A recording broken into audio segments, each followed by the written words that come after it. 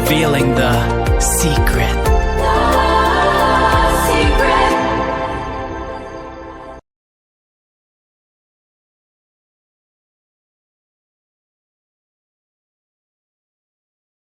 அன்பு தமிழ் நெஞ்சங்களுக்கு வணக்கம். சென்ற எபிசோட்ல பிரபஞ்சத்தோட எப்படி கனெக்ட் பண்றது, பிரபஞ்சத்திட்ட எப்படி நன்றி சொல்றது, பிரபஞ்சத்திட்ட எப்படி மன்னிப்பு கேட்கிறது அப்படிங்கிற விஷயத்தை பத்தி நல்ல விளக்கமா சொல்லியிருந்தேன். நீங்க பார்த்துருப்பீங்க, கேட்டிருப்பீங்க, அதை பயிற்சி பண்ணியிருப்பீங்க அப்படின்னு நம்புறேன். அந்த பயிற்சி எளிதில் நீங்க பண்ணிக்கிட்டே இருந்தீங்க அப்படின்னா பிரபஞ்சத்துக்கும் உங்களுக்குமான தொடர்பு கண்டினியூஸாக உங்களுக்கு இருந்துக்கிட்டே இருக்கும். நீங்கள் நினச்ச நேரம் பிரபஞ்சத்தோட கனெக்ட் ஆகலாம். பிரபஞ்சம் உங்களுக்கு பதில் சொல்லும். பதில் எப்படி சொல்லணும் அப்படின்னா ஆளாலாம் சொல்லாது, சிக்னல்ஸ் கிடைக்கும், சில காட்சி மூலமாக உணர்த்தும். அதை நம்ம உணர வேண்டிய சூழல் மாதிரி வரும். அந்த மாதிரி நீங்கள் ப்ராக்டிஸ் பண்ணியிருப்பீங்க அப்படின்னு நம்புகிறேன். நான் போன எபிசோடில் சொன்ன மாதிரி ஒரு புதிய ரகசியத்தோட இந்த எபிசோடுக்கு வந்திருக்கோம். நம்ம இந்த எபிசோடோட தலைப்பு என்னன்னு கேட்டிங்கன்னா, நமக்கு நாமே குணமளிப்பது எப்படி அப்படின்னு சொல்லியிருக்கோம். அதாவது குணமளிப்பதுன்னா பெரிய பெரிய நோயிலிருந்து குணமாகிறது அப்படிங்கிறதுக்காக இல்லை. ஒரு சின்ன சின்ன தலைவலி, மேல்வலி, கால்வலி, மூட்டு வலி, தோள்பட்ட வலி, கழுத்து வலி, இந்த மாதிரி விஷயங்கள், வயிற்று வலி, இந்த மாதிரி விஷயங்கள், கண்ணு எரிச்சல், இந்த மாதிரி சிறு சிறு உபாதைகளை நம்ம ஈஸியாக நமக்கு நாமே சரி பண்ணிக்கலாம். அது குறித்த விஷயத்தை தான் உங்களுக்கு விளக்குறதுக்காக இந்த வீடியோவில் நான் உங்களுக்கு சொல்ல போகிறேன். இது எப்படின்னு கேட்டிங்கன்னா, பிரபஞ்ச ஆற்றலை நம்ம உடல் முழுவதும் நிரப்புறதுக்கு உண்டான ஒரு சிறு பயிற்சி. பிரபஞ்ச ஆற்றல்னா அவங்களுக்கு தெரியும் இல்லையா, காஸ்மிக் ரேஸ்ன்னு சொல்லுவாங்க. சதா பிரபஞ்சத்திலிருந்து இந்த பூமியை நோக்கி ஒளிந்து கொண்டே இருக்கு. அது பரவலாக இருந்துக்கிட்டு இருக்கு. அதை நம்ம மனசால குமிச்சு நம்ம உடலுக்குள்ள அதை ஏற்றுற ஒரு சின்ன பயிற்சி தான் நான் உங்களுக்கு சொல்லித்தர போகிறேன். அது நீங்கள் அந்த பயிற்சி மூலமாக உங்களுக்கு கை கூடிடுச்சு அப்படின்னா நீங்கள் எப்போவுமே ஃபுல் பாசிட்டிவ் எனர்ஜியில் பிரபஞ்சத்தோட கனெக்ஷனாக அப்படி இருக்கலாம். ஒரு சூட்சும உடல்னு சொல்லுவாங்க. இந்த சூட்சும உடலுக்கு இருக்கக்கூடிய ஆறா உங்களுக்கு பெருகிடும். உங்கள் உடலை சுற்றி ஒரு ஆறா கட்டமைச்சிருக்கு. அது நல்ல ப்ராடாகும். அப்படிங்கும்போது உங்களுக்கு துஷ்டமான எண்ணங்கள், ஒருத்தவங்க நம்ம மேலே கோவப்படுறது, நம்மளை பார்த்தவொடனே எரிச்சல் அடைகிறது, இந்த மாதிரி விஷயங்கள்லாம் தவிர்க்கப்படும். நம்மளை பார்த்தவொடனே அந்த ஆள் நம்மகிட்ட பேசக்கூட யோசிப்பாங்க. அந்த மாதிரி ஒரு பிரைட்னஸ்க்கு உங்கள் உடல், உங்கள் மனம், உங்கள் முகம் எல்லாமே மாறிடும் தன்னால். இதன் மூலமாக நீங்கள் என்ன செய்யலாம் அப்படின்னா, பிரபஞ்ச ஆற்றலை வளர்த்துக்கிட்டு, தனக்குத்தானே வளர்த்துக்கிட்டு, நீங்களே உங்களுக்கு காலில் முட்டியில் வலி இருக்குன்னு வச்சுக்கோங்களேன், அந்த வலியை சரி பண்ணிக்கலாம். இதுக்கு எப்படி ஒரு சின்ன உதாரணம் அப்படின்னு பார்த்தீங்கன்னா, கோயிலுக்கு நம்ம போயிருப்போம் இல்லையா, கோயிலில் சாமி இப்படி இருக்கும் பார்த்துருக்கீங்களா? இது ஒரு அபய முத்திரைன்னு சொல்லுவாங்க. அபய முத்திரை இது என்ன அப்படின்னா, பிரபஞ்ச ஆற்றலை உள்வாங்கி அந்த சிலை, அந்த கரு அறை முழுக்க நிறைஞ்சிருக்கும். அந்த அபய முத்திரை வழியா நேர வாசல் கதவுக்கு வெளியே அந்த ஆற்றலானது பாஞ்சிக்கிட்டே இருக்கும் சதா. அது எப்படின்னா, உங்களுக்கு கோபுர கலசத்தின் வழியாக அந்த ஆற்றல் குவிக்கப்பட்டு நேர சிலையினுடைய மேலே அது இறங்கும். அந்த காஸ்மிக் ரேஸ் அதில் இறங்கி ஃபுல் எனர்ஜி அந்த ரூம் ஃபுல்லாக இருக்கும். அதுக்கு தான் கருவறைக்குள்ளே எல்லாரையும் அனுமதிக்கிறது இல்லை, கேட்டிங்களா? ஏன்னா நெகட்டிவ் எனர்ஜி அந்த உள்ள ஆள் யாராவது உள்ளே போயிட்டாங்க அப்படின்னா அந்த பாசிட்டிவ் எனர்ஜி பாதிக்கப்படுங்கிறதுக்காக வேண்டி தான் கருவறைக்குள்ளே யாரையும் அனுமதிக்கிறது இல்லை. அந்த சாமிகிட்ட எப்படி நமக்கு அருள் கிடைக்குதுன்னு நம்ம நம்புகிறோமோ, அது கண்ணால் நம்ம பார்க்கறது இல்லை, நமக்கு தெரியவும் தெரியாது இல்லையா? ஆனால் நம்புறோம் இல்லையா? சாமிகிட்ட நம்ம சொல்லிட்டோம், சாமி நமக்கு அருள் கொடுத்துருக்காரு அப்படின்னு கும்பிட்டு வரோம் இல்லையா? அது மாதிரி ஒரு நம்பிக்கை நமக்கு நாமே விசுவாசிக்கணும், நம்பணும். அதை எப்படின்னாக்கா, இந்த பிரபஞ்ச ஆற்றல் வர்றதும் நமக்கு தெரியாது. ஆனால் இந்த ஆற்றலாக இந்த உலகத்தில் இருக்கக்கூடிய எல்லா உயிரினங்கள், செடி, கொடி, மரம் எல்லாத்துக்கும் அது சக்தியை கொடுத்துட்டே இருக்கு. நம்ம ராத்திரி தூங்கி எந்திரிக்கிறோம் அப்படின்னா காலையில் எந்திரிக்கும் போது ஃபுல் எனர்ஜெட்டிக் எப்படி ஆகிறோம்? உடல் ரெஸ்ட் எடுக்கிறது மட்டும் இல்லை, இந்த எனர்ஜியானது விரயமாகாம நம்ம உடலுக்குள்ள நிறைஞ்சிருக்கிறதுனால தான் நம்ம காலையில பிரிஸ்கா எந்திரிக்க முடியுது. பாயிண்ட் அவுட் பண்ணி எப்படி நம்ம உடலுக்கு அதிகமான பவரை சேர்க்கறது அப்படிங்கிறத பத்தி நான் இப்போ உங்களுக்கு எக்ஸ்பிளைன் பண்ண போறேன்.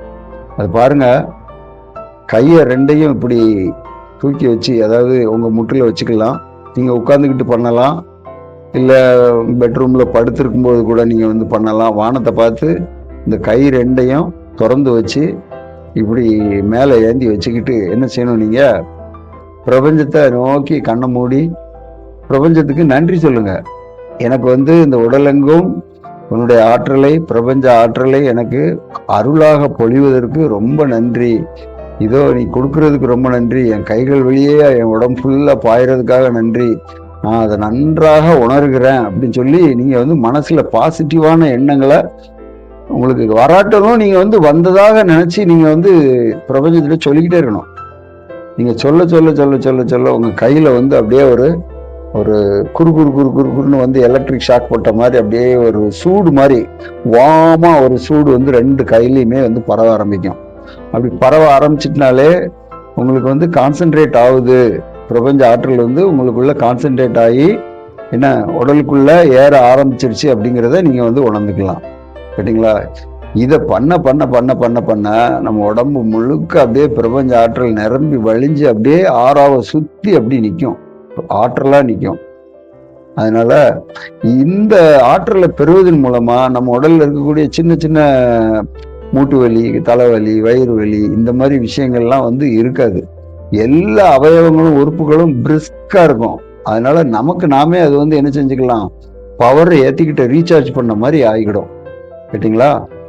இத நீங்க வந்து என்ன செய்யலாம், அதையும் மீறி உங்களுக்கு வந்து ஒரு இடத்துல இடிச்சிட்டோம், கால் வலிக்கு, அந்த இடம் பயங்கரமான வலி இருக்கு, இல்ல இன்ஃபெக்ட் ஆயிருக்கு அப்படின்னாக்கா நீங்க வந்து இந்த அபயமுத்திரை மாதிரி வச்சுக்கிட்டு உங்களுடைய ஆற்றலை அப்படியே உணர்ந்து அப்படியே இந்த முட்டு பகுதியில கொண்டு போய் தடவி கொடுத்து என்ன இந்த ஆற்றல் வந்து உள்ள பாயட்டும், இது குணமாகட்டும், சரியாயிட்டு, ரொம்ப நன்றி, சரியாயிட்டு, ரொம்ப நன்றி, சரியாயிட்டு, இதான் ஆற்றல் வந்து போகுது அப்படின்னு சொல்லி நீங்க அப்படி வந்து இந்த கையில இருந்து ஆற்றலை வெளிப்படுத்துறதுக்கு உண்டான பிராக்டிஸையும் நீங்க பண்ணணும். இதை மட்டும் சார்ஜ் மட்டும் பண்ண போதாது, அதை எப்படி டிஸ்சார்ஜ் பண்றதுங்கிற பிராக்டிஸையும் நீங்க வந்து பழக்கணும் உங்களுக்கு நீங்களே.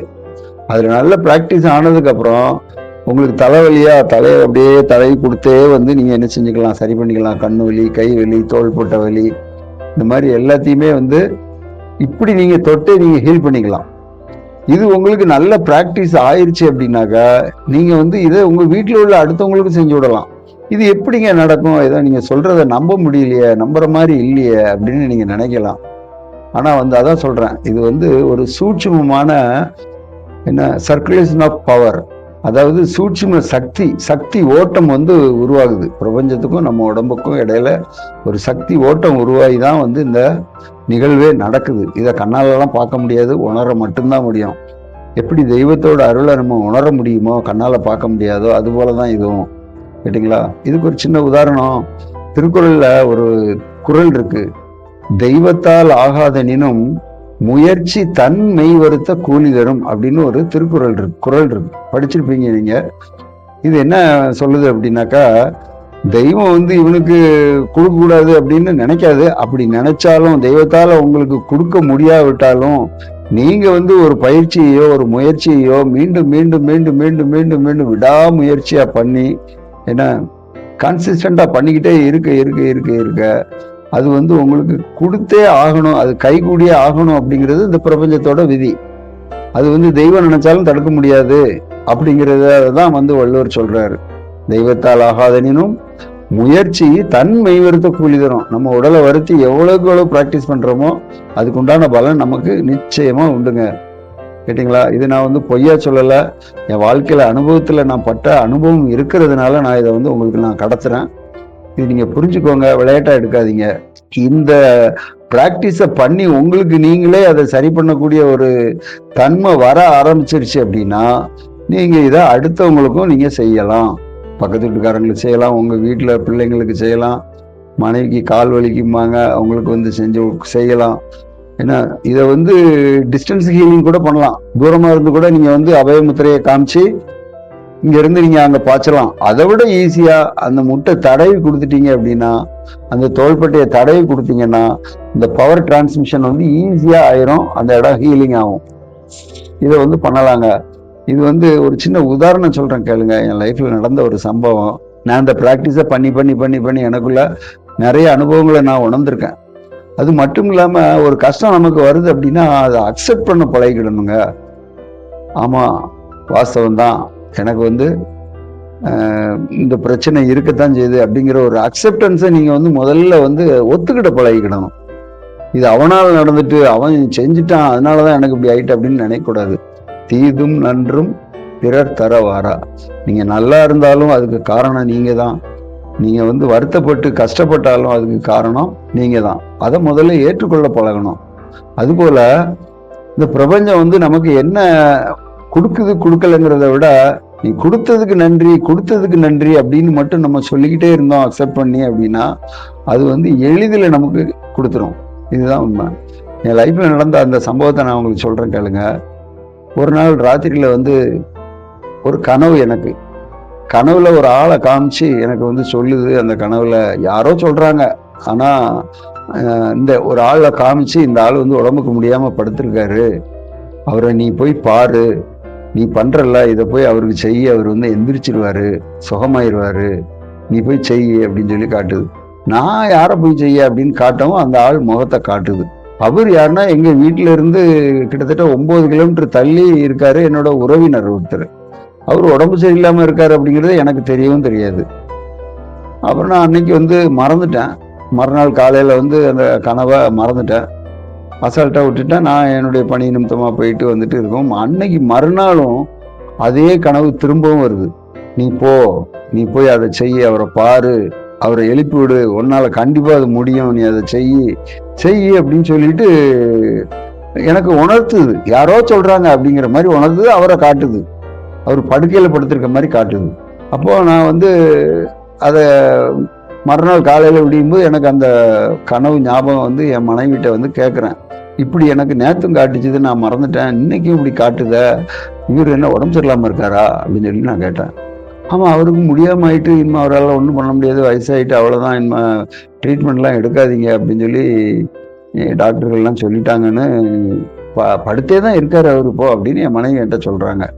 அப்போ நான் சொன்னது மாதிரி எனக்கு கனவுல இப்படி வந்துக்கிட்டே இருக்கு, நம்ம போய் பண்ணுவோமா அப்படின்னு சொல்லவும் என் மனைவி என்ன சத்தம் போட்டாங்க, சும்மா இருங்க, நீங்கள் என்னத்தையே பண்ணுதுன்னு சொல்லிட்டு கடைசியில் உங்களை சாமியார்னு சொல்லிட்டு போகிறாங்க, தேவையில்லாத வேலையெல்லாம் பண்ணிட்டு இருக்காதீங்க, பார்க்க வேணா போவோம், ஆனால் அதெல்லாம் நீங்கள் பண்ணக்கூடாது அப்படின்னு சத்தம் போட்டாப்புல. சரின்ட்டு நான் விட்டுட்டு அசால்ட்டாக விட்டுட்டு ஒரு வாரத்துக்குள்ள தற்செயலாக அந்த இடத்துக்கு நான் போக வேண்டிய சூழல் அமைஞ்சது. அன்னைக்கு ஞாபகம் வந்து அவரை போய் பார்க்குறேன், அவர் படுக்கையில் படுத்தபடி இருக்காரு. நான் போய் திறந்து போய் அவரை பார்க்கவும் என்னை பார்த்து அழுதாரு. எப்பா என்னை படுக்க போட்டாங்கப்பா, நான் வந்து சைக்கிள்லே வேலைக்கு போனேன், வந்தேன், என் கடையை நல்லா பார்த்துக்கிட்டு இருந்தேன், ஆனால் இப்போ பாரு என்னை படுக்க போட்டாங்க, ஒன்றும் முடியாது, இனிமேல் அவ்வளோதான் சொல்கிறாங்க அப்படின்னு அழுதாரு. அப்போ நான், அழாதீங்கப்பா, ஏன் அழுகுறீங்க, அழாதீங்க, உங்களுக்கு ஒன்றுமே இல்லை, ஏன் உங்களுக்கு என்னாச்சு, நடக்க முடியலன்னா சொன்னாங்க, வாக்கர்லாம் வச்சுருக்கீங்க அப்படின்னு. ஆமாப்பா, வாக்கரை வச்சே நடந்துகிட்டு இருந்தேன், அதையும் வச்சு நடக்க முடியாதுன்னு சொல்லுதாங்க, இப்போ முட்டு 2 கால் உண முடியல அப்படின்னு சொல்லி அழுகுதாரு. அப்போ நான் சொன்னேன், அப்படிலாம் கிடையவே கிடையாது, நீங்கள் உடம்புக்கு நல்லா இருக்கு, ஹெல்த்தாக இருக்கீங்க, எந்திரிங்க முதல்ல அப்படின்னு சொன்னால், என்னால் எந்திரிக்க முடியாதுப்பா, தூக்கி விடு அப்படின்னு சொல்லி சொல்கிறாங்க. கடைசியில் நான் அவரை தூக்கி விட்டு அவரை 2 முட்டையும் பார்த்துட்டு, இந்த முட்டை நடக்க முடியலன்னு சொல்லுவாங்க, தடை விடுதேன், கனவுல கண்ட மாதிரி தடை விட்டுட்டு, ஒன்றும் இல்லைப்பா, முட்டை நல்லா தான் இருக்கு, அழகா இருக்கு, நீங்க நடப்பீங்க, எந்திரிங்க அப்படின்ட்டு என் ஷோல்டர்ல அவர் கையை போட்டு டக்குன்னு தூக்கி விட்டு பெட்ல இருந்து ஹாலுக்கு கூட்டிட்டு வந்துட்டு ஒன்றும் இல்லைப்பா, இப்போ காலை எடுத்து வச்சு நடங்க அப்படின்னோடனே அவர் வாக்கரே இல்லை, அப்படியே பம்மி நடந்து வந்துட்டாரு.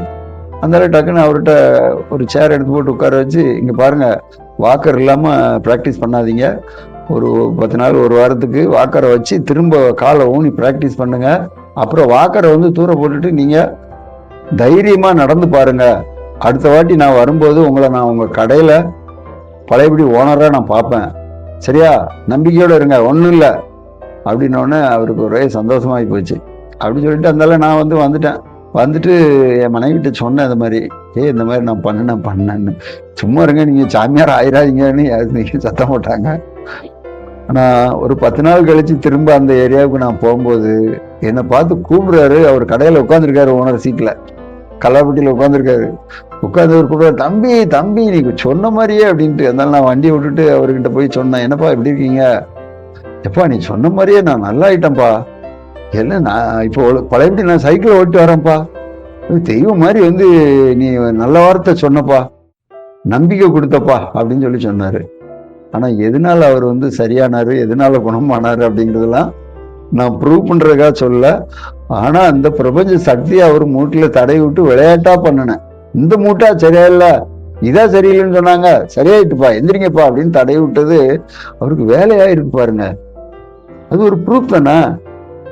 இத மாதிரி இதை நம்ம வந்து அவநம்பிக்கையா பார்க்க கூடாது. இதை இப்படிதான் நம்ம கனெக்ட் பண்ணி பார்க்கணும். அதனால இது வந்து என்னுடைய வாழ்க்கையில நடந்த உண்மை சம்பவம். நீங்க இதை வந்து பிராக்டிஸ் பண்ணுங்க. இந்த சின்ன சின்ன பிராக்டிஸ் தாங்க நிறைய வித்தைகளை வந்து நமக்கு வந்து செஞ்சு காட்டும், கேட்டீங்களா? அதனால இது நான் இன்னைக்கு சொன்ன விஷயம் வந்து உங்க வாழ்க்கையில ஒரு பெரிய மாற்றத்தை ஏற்படுத்தணும்னு நான் நம்புறேன். தொடர்ந்து பயிற்சியை மேற்கொள்ளுங்க.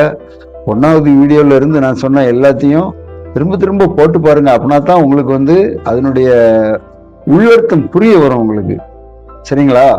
அதனால பாருங்க, பழையபடி நீங்க பயிற்சி மேற்கொள்ளுங்க, பயனடைங்க. 10 பேர் பார்த்து ஒருத்தருக்கு அது பயனா இருந்துச்சு அப்படின்னா நான் சொன்னதோட விளைவு வந்து பலன் கிடைச்சிருச்சுன்னு அர்த்தம் தானே? அப்படிதானேங்க? அதனால ரொம்ப சந்தோஷப்படுவோம் இல்லையா? கேட்டு பயன்பெறுங்க. ரொம்ப நன்றி. மீண்டும் அடுத்த காணொலியில இன்னொரு ரகசியத்தோட உங்களை சந்திக்கிறேன். வணக்கம்.